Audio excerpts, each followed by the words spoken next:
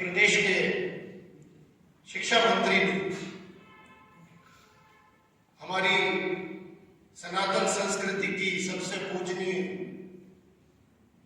ग्रंथ को जिस तरीके से प्रचलित किया गया कि वो समाज को बांटने का काम करती आ रही है, और ऐसा कहा गया कि मनुस्मृति के बाद रामचरितमानस ऐसी जो विघटनकारी है, समाज को तोड़ने का काम कर रही है। मैं समझता हूं ऐसे शुद्ध बुद्धि वालों को अगर एक शिक्षा मंत्री बनाकर वो इस तरीके के अगर वो भाषण पब्लिक में देते हैं तो एक बहुत ही बुरा असर मानस पटल पर बनता है। लेकिन जो ग्रंथों में लिखा है वो मैं समझता हूं कि पूर्णतया वैज्ञानिक है। आज ऐसे कई जो विवादित असल में है नहीं, उनको बना दिया गया है। ऐसी रामचरितमानस की या रामायण की ऐसे बहुत सी चौपाई है जिनका अर्थ कुछ अलग था, लेकिन उनको गलत तरीके से लोगों के समक्ष कालांतर में पैदा किया गया। क्योंकि हम सब गाते हैं कि धरती की शान तो है मनु की संतान।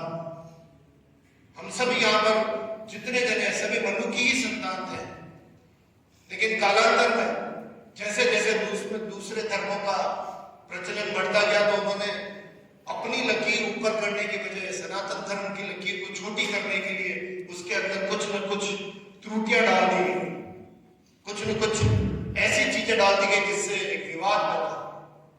आज हम उन सभी विवादों पर पटाक्षेप करेंगे।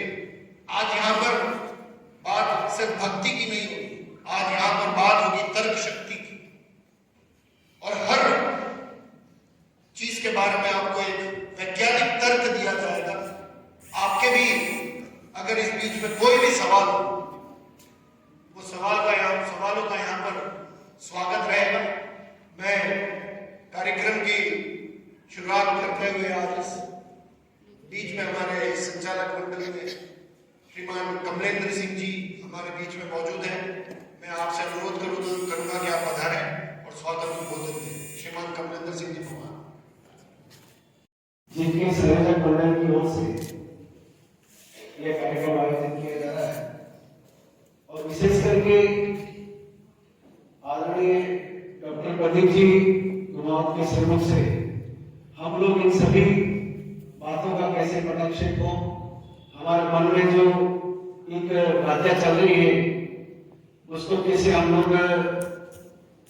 मन में हमारा विचार आता है तो कैसे हम निकालें, इन सब बातों को लेकर के अभी हाल में 2 दिन पूर्व ही विराटों में साथ ही समस्त समाज संगठन के सभी विराटमन आप सबका मैं हृदय से आभार व्यक्त करता हूँ। और शिक्षाविद कहें, चाहे मुख्य वक्ता कहें, चाहे प्रवक्ता कहें, जो मार्ग तो अमृत मार्ग को खोलने वाले हम आज सभी आप सभी का और विशेष करके डॉक्टर प्रदीप जी कुमार का हार्दिक अभिनंदन स्वागत करते हैं। जय भारत, जय श्री राम। सुग्रीव संभाषण रावण कुंभकर्ण हनन ये रामायण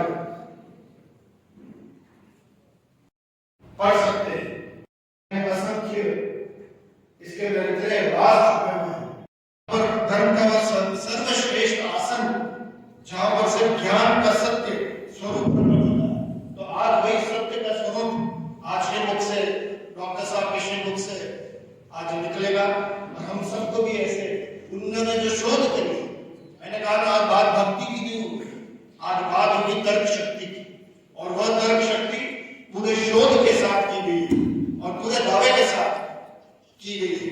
तो मैं समझता हूँ जब एक डाकू बार बार मरा मरा कहकर वाल्मीकि बन सकता है राम के नाम से, तो हम भी श्री राम जय जय राम का बार बार उद्घोष कर हम भी उसका थोड़ा बहुत अंश अपने अंदर लेंगे तो हम अपने आप को सौभाग्यशाली समझेंगे। जितने भी हमारे आयोजक मंडल है, आदरणीय भाई कमलेंद्र जी, कालू भाई, हमारे तिवारी जी, हरीश जी, सभी लोगों का आग्रह था कि इस विषय को बहुत गंभीरता से उठाने के लिए नहीं आते।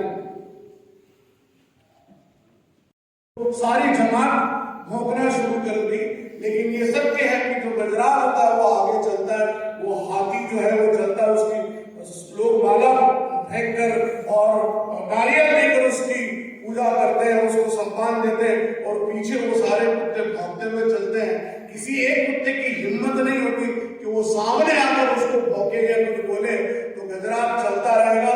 जीवन की ये जो रामचरितमानस का ये जो प्रवाह गजराज के रूप में चल रहा है, ये निरंतर चलता रहेगा और पीछे जितने भौंकने वाले हैं वो भौंकते रहेंगे और जो ही गजराज रुकेगा किसी दिन तो वापस वो पीछे से भाग पड़ेंगे दम दबाकर। इसलिए ये चिंता का विषय तो नहीं है, लेकिन हम चिंतन का विषय जरूर है कि ऐसा क्यों होता है।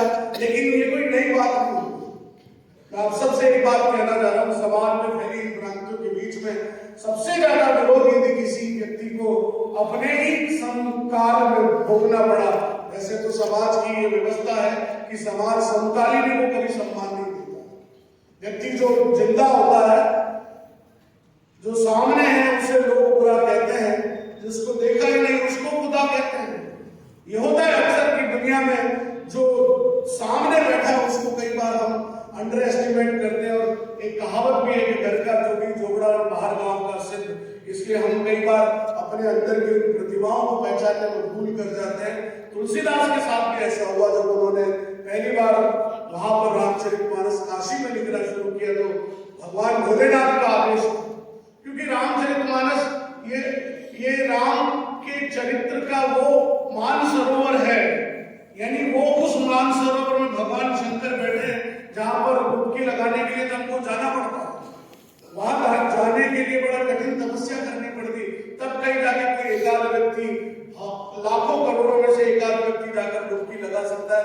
लेकिन ये वो रामचरितमानस है जिसको घर में बैठकर हर व्यक्ति डुबकी लगा सकता है, प्रभु श्री राम के उस मानसरोवर का आनंद घर बैठे ले सकता है। ऐसा तुलसीदास जी ने जब लिखा तब वो संस्कृत में लिखना प्रारंभ किया। जब संस्कृत में लिखा तो भगवान शिव ने उनको साक्षात ये कहा कि तुम इसे इस भाषा में मत लिखो, जो लोक भाषा है, संस्कृत सब समझेंगे नहीं, तुम लोक भाषा में लिखो।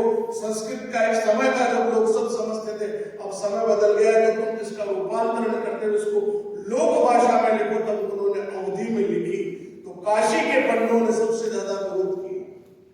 काशी के पंडों ने कहा कि ये कैसा ग्रंथ है, इस ग्रंथ की कोई मूल्य नहीं, तुमने क्या लिखा है इस ग्रंथ को कौन पढ़ेगा? इतने बड़े बड़े वेदों के इतने शास्त्र पढ़े हुए, हम सब काशी के विद्वान इनको पढ़कर इतने बड़े बड़ी दुनिया में हमने नाम कमाया, तुम्हारे इस ग्रंथ को कौन पढ़ेगा? तुलसीदास के विरोध में काशी के पंडों ने जब ये संकल्प कर लिया कि इस तुलसीदास के इस ग्रंथ को आगे नहीं बढ़ने देते, तब तुलसीदास के उस ग्रंथ को सारे पंडों ने मिलकर तय किया कि इसका एक दिन अपमान करना है तो बुलाया, एक दिन खिलाओ। तुम कहते हो तो वो शिव की आज्ञा से ये तुमने लिखा, तो लाओ इस ग्रंथ को यहाँ रखते हैं, काशी विश्वनाथ के मंदिर में रखते हैं। सबसे नीचे तुलसीदास का ग्रंथ लिखे रखा जाएगा रामचरितमानस, उसके ऊपर वेद रखे जाएंगे और फिर बंद कर दिया जाएगा। सवेरे भगवान के आदेश देते हैं वो देखते हैं और कहते हैं कि उस ग्रंथ को रामचरितमानस को नीचे रखा गया, ऊपर वेद रखे गए और ताला लगा दिया गया। सवेरे जब ताला खोला गया तो उस सब ग्रंथों के ऊपर रामचरितमानस था और उसके ऊपर साक्षात भगवान शिव ने लिखा था सत्यम शिवम सुंदरम। सत्यम शिवम सुंदरम जो शब्द है ये रामचरितमानस के लिए लिखा भगवान शिव ने।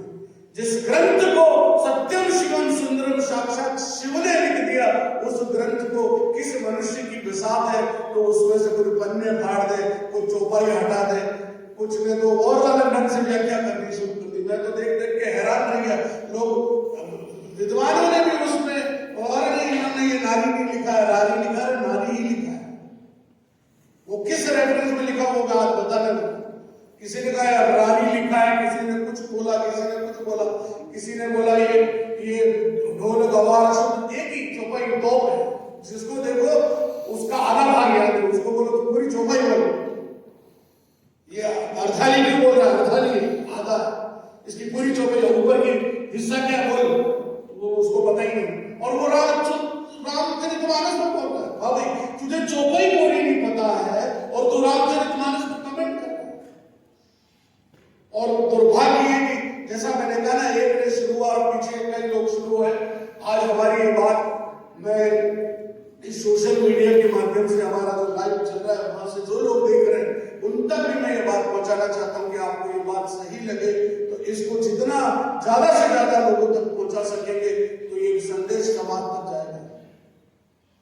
हमारे आदरणीय दीदी राष्ट्रीय जी हरिद्वार जाके वहां इन्होंने जिस तरह के वातावरण को देखा, उन्होंने मुझे पोस्ट किया कि मैं बाबा जी से मिली और वास्तव में भारत विश्व गुरु बनने की ओर है तो ये सब चीजें आगे बढ़ेगी। और जब हम विश्व गुरु की ओर बढ़ेंगे तो ये जितनी ये जो फुसफुसाहट हो रही है, ये गुलगुलाहट हो रही है, ये सब पहले से सोची समझी षड्यंत्र की एक उस व्यवस्था का चक्र है जिसमें ये टेस्टिंग फेज है।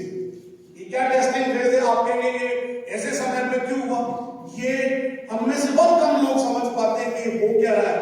ये नैरेटिव जनरेट करने के लिए और चाशनी चेक करने के लिए कि हम एक किसी बड़े टूल किट को थ्रो करेंगे तो लोगों में कैसा रिएक्शन होगा, उसको टेस्ट करने के लिए रामचरितमानस का स्वरूपा छोड़ा गया है। इसके पीछे बहुत बड़ा षड्यंत्र है। और षड्यंत्र क्या है कि पहले हिंदुओं को आपस में लड़ाकर तोड़ दिया जाए और तोड़ने के लिए सबसे महत्वपूर्ण बात यह कि वर्ग संघर्ष पैदा किया जाए और वो आपस में कैसे लड़ाया जाए तो निचली जातियों को अग्रणी जातियों को पिछड़ी जातियों से लड़ाकर इस षड्यंत्र को बहुत आगे बढ़ाया जाए। उनसे कहा जाए कि ये तुम्हारा धर्म नहीं है। बांसवाड़ा में जो कांड हुआ अभी, जिस अध्यापक ने वहां पर बोला ये पंडितों के खिलाफ, उसने जो जिस ढंग से बदतमीजी करी कि तुम लोग ये इनको क्यों सिखाते हैं, आदिवासियों को कथा से क्या लेना देना, आदिवासियों को कथा से क्या लेना देना है? भाई ये हिंदू नहीं क्या? क्या ये भगवान महादेव को नहीं मानते हैं क्या? जब महादेव को मानते तो हिंदू ही तो हुए। अगर ये तुम इनको क्यों बरगला रहे हो कि ये कथा तुम्हारा हिस्सा नहीं है? प्रश्न ये नहीं है कि ये वर्ग संघर्ष क्यों किया जा रहा है, प्रश्न तो सिर्फ इतना है कि भारतवर्ष को कैसे तोड़ा जाए। और तोड़ने के लिए ये सबसे बड़ी चोट किसी एक व्यवस्था पर करनी है, वो समाज व्यवस्था पर नहीं करनी, वो धर्म व्यवस्था पर करनी है ताकि विखंडन हो। भारत विखंडन कैसे होगा? समाज विखंडित होगा। ये वहां से स्कूल कूट को समझने की आवश्यकता है। आज हमारा विषय ये नहीं है कि भारत विखंडन कैसे हो। मैं तो जिन बातों को लेकर यहाँ बैठा हूं उस पर मैं जरूर आज आपके बीच चर्चा करने के लिए हूं यहाँ कि एक विषय आया इन दिनों में। मैंने तो 28 तारीख को बोली कि सनातन हमारा राष्ट्र धर्म है। मैंने तो ये कहा था कि सनातन हमारा वैश्विक धर्म है। सनातन जो वो है जो शाश्वत है। शाश्वत वो है जो यहाँ पहले से सदियों से आदि अनादि रूप से चला आ रहा है, जो पहले से था और ये सृष्टि मिट जाएगी तो भी रहेगा, वह सनातन है। यानी चिर पुरातन नित्य नूतन यदि कोई व्यवस्था इस संपूर्ण मानव जाति के लिए स्थापित है, जो सत्य के रूप में स्थापित है, वह सनातन है।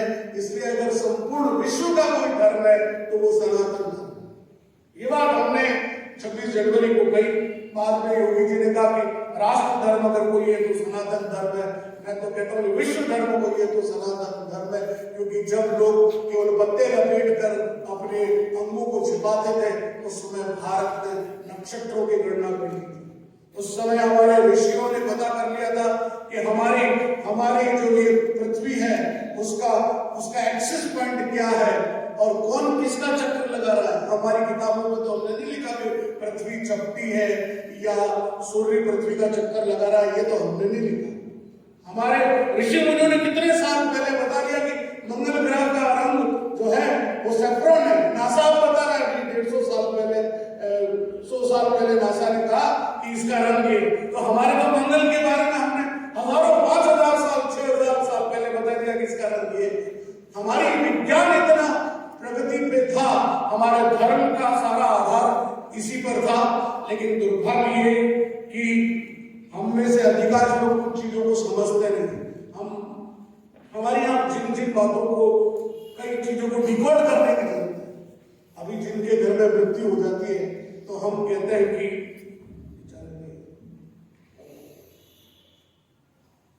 तो हम में से ये, हमारे घरों में ये सोचते हैं कि जिस किताब फूल क्यों कहते हैं, अस्थियों को फूल क्यों कहते हैं, ये तो बड़ी विचित्र बात है। लेकिन हम में से किसी ने जानने की कोशिश की हम और उनकी अस्थियां पूरी कैसे हुई फल के रूप में, तो मैं हूं। तो शास्त्र कहते हैं कि जब पिता के उस वृक्ष के फल आप हो तो जो चीज बच गई, फल नहीं बन पाई और विसर्जित हो गई, सूख कर वह फूल है। इसलिए हम कहते हैं कि हम फूल चुनते हैं, इसलिए हम कहते हैं कि फूल चुनते हैं। संस्कृति के ऐसे अनेक आयाम है जिन पर अगर चर्चा करें तो घंटों बोले जा सकता है। आज चूंकि रामचरितमानस की बात कर रहे हैं तो रामचरितमानस पर जो जिन चौपाइयों के बारे में बहुत विवादास्पद बातें कही गई, मैं आपको एक बात बताता हूं। एक ड्रामा हो रहा है, ड्रामे में एक पात्र रावण है, एक पात्र मंदोदरी है, एक पात्र विभीषण है। तो मंदोदरी उसे कहती है कि तुम ऐसा करोगे तो ऐसा हो जाएगा, तुमको उनकी राम की स्त्री को लेकर आए, तुम गलत कर रहे हो, तुमको छोड़ देना चाहिए। तो वहां रावण ने स्त्रियों के 8 दुर्गुण बताए। अब दुर्गुण स्त्रियों के 8 बताए हैं तो वो चंचला है, कपटी है, फला है, ठीक है। अब कोई ये समझ ले कि तुलसीदास जी ने नारी का अपमान किया। अरे भाई ये नैरेटिव नहीं है, ये ड्रामा जो लिखा जा रहा है उसमें उस चौपाई में वो रावण मंदोदरी को संबोधित करके कह रहा है कि तुमने ऐसे ऐसे अवगुण, तुम मुझे क्या की बात कर रही हो। यानी 8 स्त्रियों के अवगुण रावण ने बताए हैं मंदोदरी को, वो तुलसीदास जी ने नहीं बताया, वो रामचंद्र जी ने नहीं बताया। तो रावण चूंकि खल पात्र है और वो खल पात्र होने के नाते वो नेगेटिव बात ही रखेगा। इसको क्यों नहीं समझ रहे हम लोग?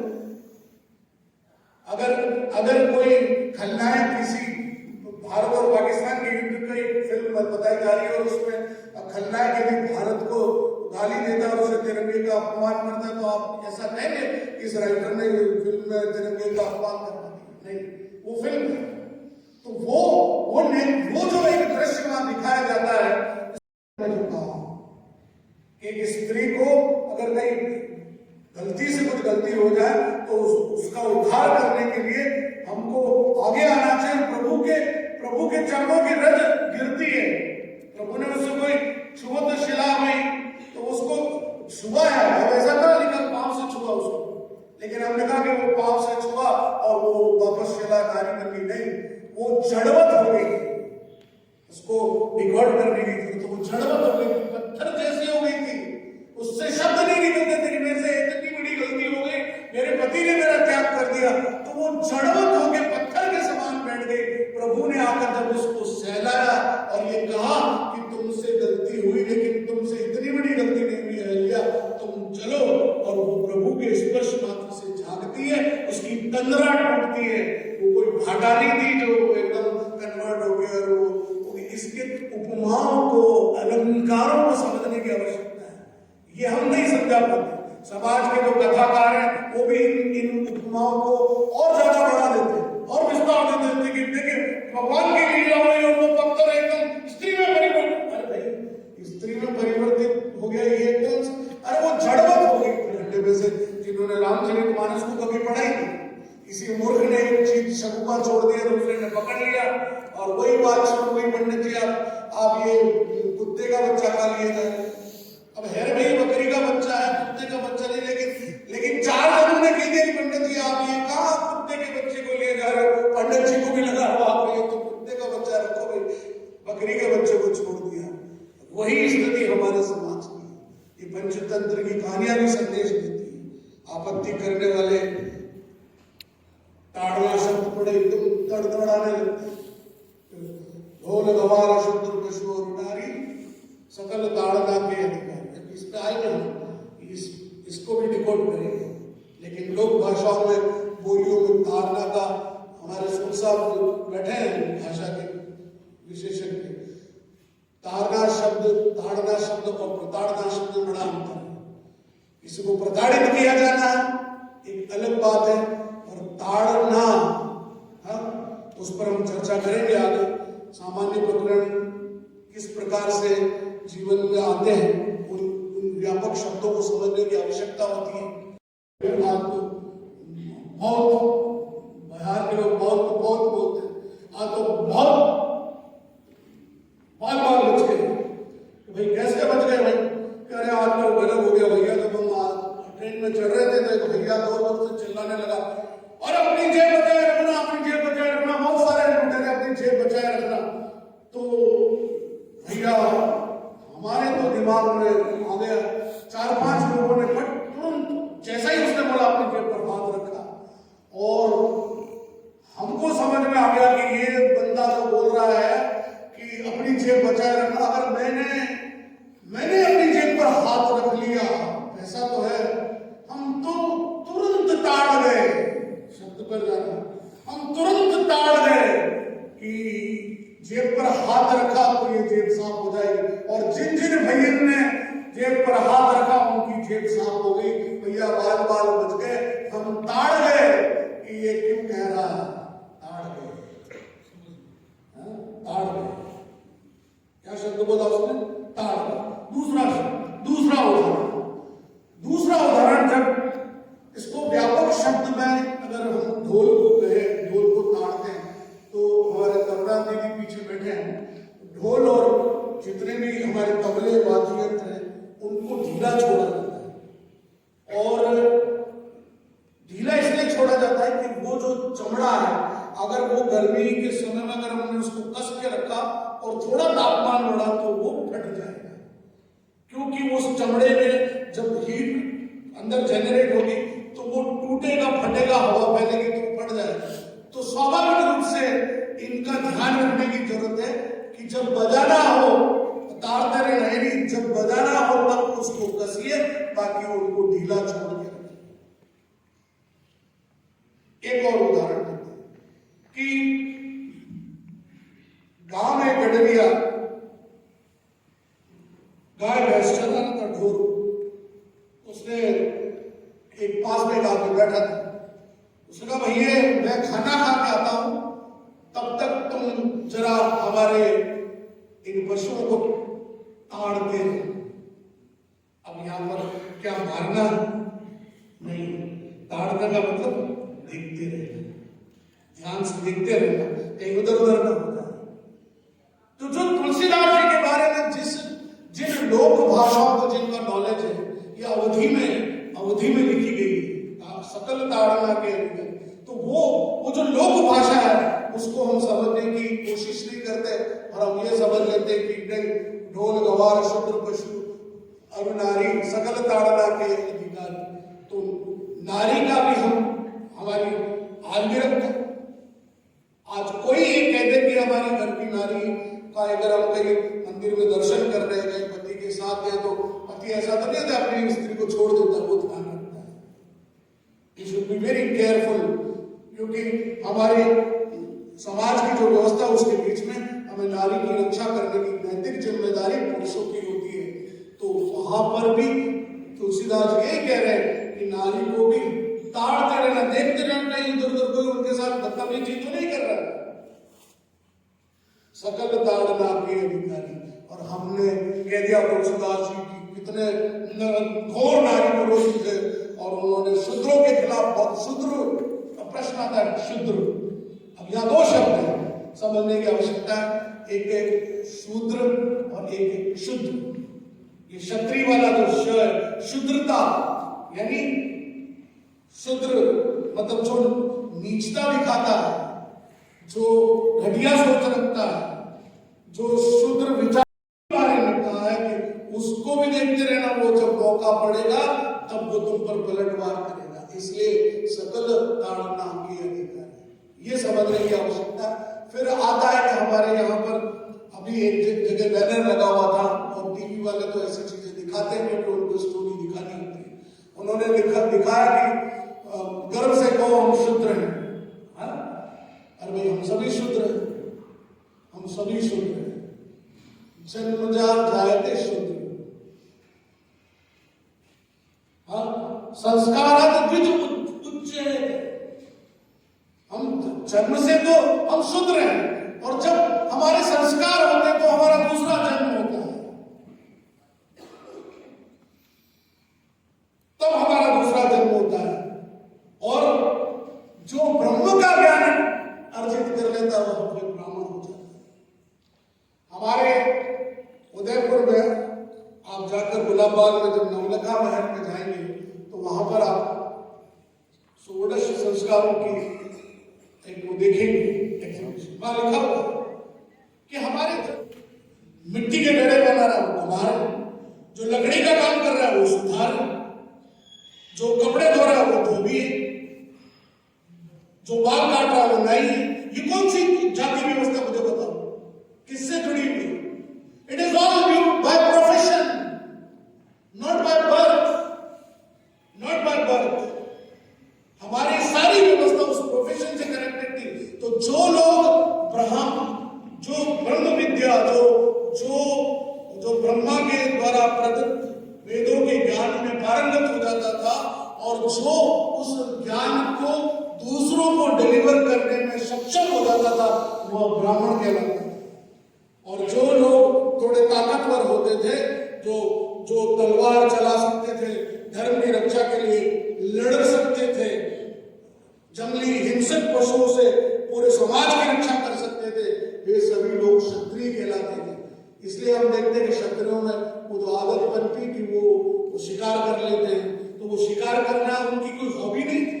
शिकार करने का मतलब ये था कि उनका काम ही ये था कि जंगली पशुओं से उस गांव की रक्षा करने के लिए वो हमेशा तीर कमान साथ रखते थे और उनको मारते थे। उसके बाद उनके पास खाने को नहीं होता था तो उन्हीं जानवरों को मारकर उसका भक्षण भी कर लिया करते थे। इसलिए वो क्षत्रिय, क्षात्र धर्म का मतलब ये जो उनकी रक्षा कर सके, वो क्षत्रिय कहलाते थे। और जो लोग गांव में विपणन करते थे वो वैश्य कहलाते थे। और जो इन तीनों में सक्षम नहीं होता था, जिसको ब्रह्म का ज्ञान नहीं होता था, जो ये कुछ काम नहीं कर सकता, बच जाता था, तो वो सेवा करने का काम करता था। मंदिरों में जाकर सफाई करना, लोगों के साथ सहयोग करना, वो सेवक, वो शूद्र कहलाते थे।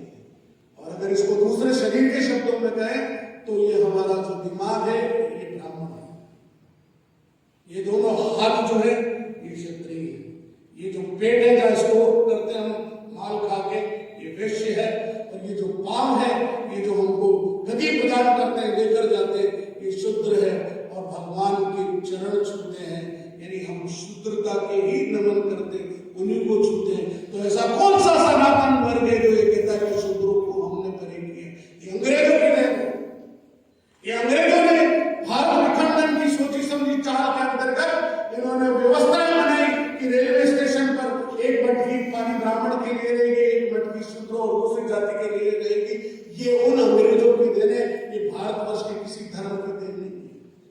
वो भगवान राम जिस निषाद राज के घर जाकर उसकी मेहमान नवाजी, उसका आतिथ्य स्वीकार करते हैं, तो कौन कहता है कि राम क्षत्रिय होकर और उनके उत्थान के लिए काम करे? राम ने तो किया ही, शूद्रों का ही उद्धार किया, केवट को स्पर्श करने दिया और केवट का आतिथ्य स्वीकार किया। और जब राम राज्य की बात आई और जब राज्याभिषेक हुआ तो केवट वहां वो किसको बुलाया? केवट को बुलाओ, निषाद राज को बुलाओ। तो हमारी जो वर्ण व्यवस्था थी वो सारी व्यवस्था भी हमारे कर्म जनित थी, न कि जन्म जाए थे शूद्र। हम सभी शूद्र पैदा होते हैं, इसलिए हमको इस बात को भी ध्यान रखना चाहिए। फिर पढ़ देता हूँ, जन्मजात सेना ने लड़ ली तो फिर ये जीवन में कभी अपने संघर्ष के लिए ये कभी नहीं लड़ पाएंगे। हमको लड़ना नहीं है, हमको लड़ना सिखाना है। जहां जहां जाएंगे वहां की सेना तैयार करेंगे, वहां के लोहार पकड़ेंगे, वहां के सुथार पकड़ेंगे, वहां के बांस इकट्ठे करेंगे, वहां के लोगों को ट्रेनिंग देंगे और वहां से फिर आगे उनका राज स्थापित करेंगे और फिर हम आगे बढ़ जाएंगे। ये रामराज्य। रामराज्य ये नहीं है कि किसी घर में ताला नहीं लगे वो रामराज्य। रामराज्य ये रामराज्य कि जहां जहां वे जाते गए, जहां जहां राक्षसों का वध करते गए, वहीं के स्थानीय लोगों को उन्होंने उनका राज सौंप दिया। उन्होंने कभी ये नहीं सोचा मैं चाइना की तरह ये भी हड़प लूं, पाकिस्तान में हड़प लूं, लंका भी हड़प लूं, वो भी हड़प लूं, तिब्बत तो हड़प ही लिया। ये विस्तार वाली नीति नहीं थी राम की। राम की नीति थी कि जहां जाएंगे वहां राज स्थापित करेंगे और वहीं के उसको राजा बना देंगे। इसलिए आप रामचरितमानस को उठाकर देखेंगे, एक भी राज बता दीजिए कि वो भगवान राम, अरे लंका सोने की जीती, स्वर्णमयी लंका न मुझसे दे। अगर मुझे सोने की लंका अगर मिल भी जाए तो मुझे नहीं चाहिए। जननी जन्मभूमि स्वर्गादपि गरीबी से, मेरे लिए तो मेरी जन्मभूमि वो स्वर्ग से भी महान, स्वर्ग भी मिल जाएगा तो मैं वो नहीं लूंगा, मुझे तो मेरी जन्मभूमि चाहिए। इसलिए जहां जहां ऐसे प्रसंग आते हैं, आलोक के हमारे अध्यापकों को भी मैं निवेदन कर रहा हूं कि आप जो बात सुन रहे हैं अपने बच्चों को, इसलिए बच्चों को आज हमने दादा नहीं बोले ना, हमने हमारे बच्चे तो प्रार्थना सभा में ये सब बातें सुनते रहते हैं, लेकिन फिर भी अभी चूंकि चल रहा है वास्तव में एक विवाद का विषय चल रहा है तो हम उस बात को रखें। कई बार क्या होता है कि विश्वास का संकट हो जाता है, कथनी और करने में बड़ा अंतर दिखता है। आजकल मुखौटा का संसार है, हमको पता ही नहीं पड़ता कौन व्यक्ति मुखौटा लगाए, कौन हमारे अंदर घरों में घुसपैठ करके और मुखौटा लगाकर हमारे साथ छल कर रहा है, हमको नहीं पता पड़ता। इसलिए आज उपदेश करने की आवश्यकता कम है, आदर्श प्रस्तुत करने की आवश्यकता ज्यादा है। इसलिए देश में कई बार हमारे यहाँ एक और बात होती है कि कई नारी हो गई, इसका मतलब वो संरक्षण की अधिकारी हो गई, ऐसा नहीं। तुलसीदास जी कह रहे कि नारी होना ही संरक्षण, उसकी सुरक्षा के लिए ये नारी होना ही पर्याप्त नहीं कि नहीं अब ये नारी है तो उसको ये सम्मान नहीं हो गई, ऐसा नहीं। तुलसीदास जी ने कहा कि वही नारी सम्मानी जिसमें ये गुण है, तो अहिल्या के माध्यम से उस गुण को तुलसीदास जी ने बताया, वही उन्होंने शूर्पणखा को भी बताया। यहाँ नारी का अपमान नहीं किया, उसको दंड दिया, उसका नाक काट दिया, कान काट दिया, नाक काट दिया। नाक का मतलब है उसका सम्मान चला गया कि तू इस प्रकार से गलत अभिनय में नहीं करने, तुम नहीं तो तू शादी कर ले, तुम नहीं तो मैं तो शादीशुदा हूं, उनसे कर लो, तो तुम्हारे भैया ने भेजा तुम मुझसे शादी करो, तो राम ने इशारा किया तो उसका नाक काटा। तो तुलसीदास जी कहते हैं कि नारी कब दंडनीय है, जब शूर्पणखा, और कब पूजनीय है, जो प्रताड़ित तो है, शोषित भी है, लेकिन जिसका उद्धार किया जा सकता है, जिसने अपने जानबूझकर उस गलती को नहीं किया, उसका उद्धार भी राम बताते हैं, वह सम्माननीय है, वह अहिल्या है। यहाँ ऐसे अनेक प्रसंग हैं, अगर रामायण के उन प्रसंगों पर हम जाएंगे तो बहुत लंबा पड़ेगा। सीता का मतलब है, सीता का मतलब ही वो फल है, हल जो चलाया जाता है उसको जमीन के जो दो टुकड़े करके जो रेखा बनती है उसको सीता कहा जाता है, और चूंकि उस ऐसा करते हुए उसमें से निकली इसलिए उनका नाम सीता है। इसलिए जो हल जोता जाता है तो उसको सीता ही बोला जाता है आज भी गाँव में। ये बात हमको समझने की है। आश्रम का मतलब होता था जहां श्रम की प्रधानता। आश्रम का मतलब नहीं वहां बाबा जी डेरे में वहां आश्रम, इट्स नॉट लाइक दैट। आश्रम का मतलब है जहां हम जाए स्वयं और श्रम करें, खुद पानी भरे, खुद झाड़ू लगाए, खुद भोजन पकाए, खुद बर्तन मांजे, खुद पत्तल धोने वो करे, खुद लकड़ियां बीन कर लाए, ये आश्रम। इसलिए आश्रम का मतलब हम जाकर वहां ये काम करते थे। इसलिए श्रम की बात बीच में हमारी सब श्रम की व्यवस्था चरमराई हुई है। आज अगर सही बात में देखें तो छोटे सी डिस्टेंस पर भेजना हो बच्चे को तो वो स्कूटर लेके जाता है, नहीं मुझे तो स्कूटी चाहिए, दूध लेने जाएगा स्कूटी पे, एप्पल लेने जाएगा स्कूटी पे, ब्रेड लेने जाएगा स्कूटी पे, पैदल चलने की आदत ही नहीं। यूरोपियन से हम बहुत सी बातें सीखते हैं, यूरोपियन से ये तो सीखे वो पैदल चलते हैं। और जहां व्यक्ति एक भी व्यक्ति के मन में अगर किसी भी कि इसको भी संदेह हुआ तो क्यों, इतना विराट मूल्य हम यहाँ कहते हैं व्यक्ति को नहीं व्यवस्था को महत्व देता हूं। आज हम सब लोग जिन संगठनों में काम करते हैं वहां व्यक्तियों को हम महत्व दे देते तो व्यवस्थाएं गड़बड़ा जाती है, व्यक्ति के साथ ही व्यवस्थाएं चली जाती। इसलिए स्वयं के उत्थान के लिए नहीं, समाज के उत्थान के लिए जो काम करे वह राम है और वही राम राज्य है। मैं यहाँ पर व्यासपीठ की बैठकर किसी का अपमान नहीं करना चाहता, लेकिन जिन दुष्टों ने ये काम किया है उसको भगवान स्वयं सूधा लगाएंगे। कैसे लगाएंगे कि जब काशी के पंडितों ने कहा कि जाओ इस रामचरितमानस से तुलसीदास की सूधा लगा दो, ये सत्य घटना मेरी मर्जी से आकालोजी नहीं करूं, पढ़ लेना। तुलसीदास जी के उस रामचरितमानस को कहा इसको आग लगा क्या दो, तो 3 पंडित उस तुलसीदास जी के उस ग्रंथ को आग लगाने के लिए गए, और जो ही वहां गए तो वहां पर पहली बार गए तो खूब चूते खाए, बाहर आए, दोबारा गए, तीसरी बार उन्होंने पूछा यार तुम जा रहे हो और तुम जला के नहीं आ रहे, तुमको समझ में नहीं आए, पैसे भी तो लिए तुम। उनका महाराज हम अंदर जा रहे हैं, वहां वानर के रूप में कोई बैठा जो हमें बार बार सोफे लगा के गाल दे देता है।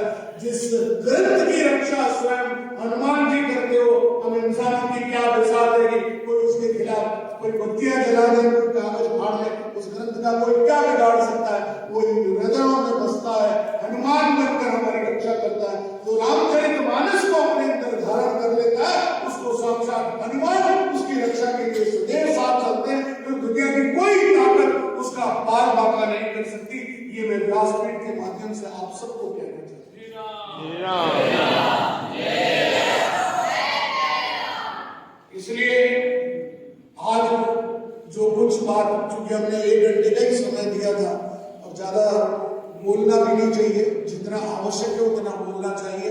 और मैं समझता हूं मेरी बात से आप सब संतुष्ट हुए होंगे, क्योंकि जितना नारी के लिए तुलसीदास जी ने जितनी अच्छी बातें कही है वो सब बातें तुलसीदास जी ने कही है, लेकिन जितनी नारी के अपमान की बातें वो रावण जैसे खल पात्रों के माध्यम से कुछ बातें कही गई है, और सागर के माध्यम से ढोल गवार शूद्र पशु और नारी सकल ताड़ना के अधिकारी मुझे वो सागर के मुख से कहवाई की बातें हैं।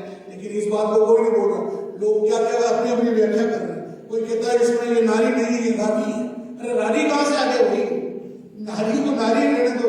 तुम तुलसीदास जी के उनको अपने ढंग से नैरेटिव क्या जनरेट कर, ये जो है वो सत्य है, उसको लिखा हुआ, उसको वो गीता प्रेस वालों ने लिखी है तो वो छापी है, तो उन्होंने भी पूरी शोध करके छापी। एक शब्द से पूरी दुनिया में बवाल हो सकता है। इसलिए तुलसीदास जी के किसी ग्रंथ को डिफेंड करने की हमको आवश्यकता नहीं है, वो ऑलरेडी डिफेंडेड है। हमारे जीवन को डिफेंड करने के लिए अगर कोई है तो वो रामचरितमानस है।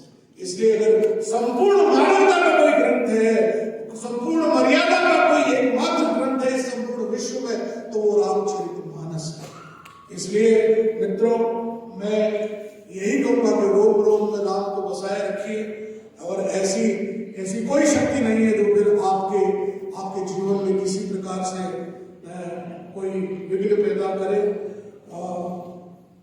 हमारे उस चौपाई को मैं रोज याद करता हूँ कि सकल सुमंगलदायक रघुनायक गुणगान सादर सुनई के तरही भव सिंधु बिना जल।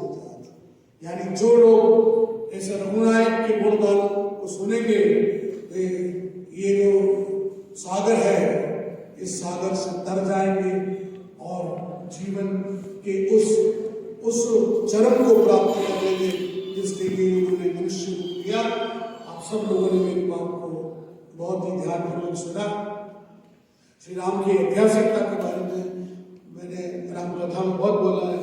ये कुछ नए संदर्भ थे जो आपके बीच रखे, और चूंकि सोशल मीडिया के माध्यम से बात जन जन तक पहुंचेगी, जो लिंक आपको भेजा गया है आगे तक पहुंचाए। मेरी बात अच्छी लगे तो आगे तक पहुंचाइए, नहीं अच्छी लगे तो कोई बात नहीं, आप यही समझ के रखिएगा कि चलो आपने 1 घंटा मुझे रात में दिया, उस 1 घंटे का मैं सम्मान रख सकूंगा। और अच्छी लगे तो मुझसे कह के जाइएगा। और जो भी जितनी भी भ्रांत धारणाएं गोस्वामी तुलसीदास के बारे में, मैं समझता हूँ कि तुलसीदास एकमात्र ऐसे लेखक है जिन्होंने पिछड़ों के लिए इतनी बात कही, और राम जी के माध्यम से उन सभी पिछड़ों को तारण करवा दिया, ऊपर तक पहुंचा दिया, उनको अपने समकक्ष राजा बना दिया। सुग्रीव आज एक वानर को मित्र बनाया है। मित्रता की मिसाल के रूप में भी यदि कोई देखे तो कहाँ राम और कहाँ वानर सुग्रीव, वो भी एक अनुपम मित्र था। और वो तो रावण तो ब्राह्मण था, लेकिन उसके चरित्र में अगर इतनी गड़बड़ियां थी तो उसका वध भी किया, उस ब्राह्मण का भी वध किया। लेकिन उस निषाद राज का वो भील जाति का जो व्यक्ति जिसने सबसे पहले मांस परोसे के प्रभु खाएंगे, और भरत को भी कहा कि इसको मांस परोसना, क्या कहा कि भरत को पहले मांस परोसना।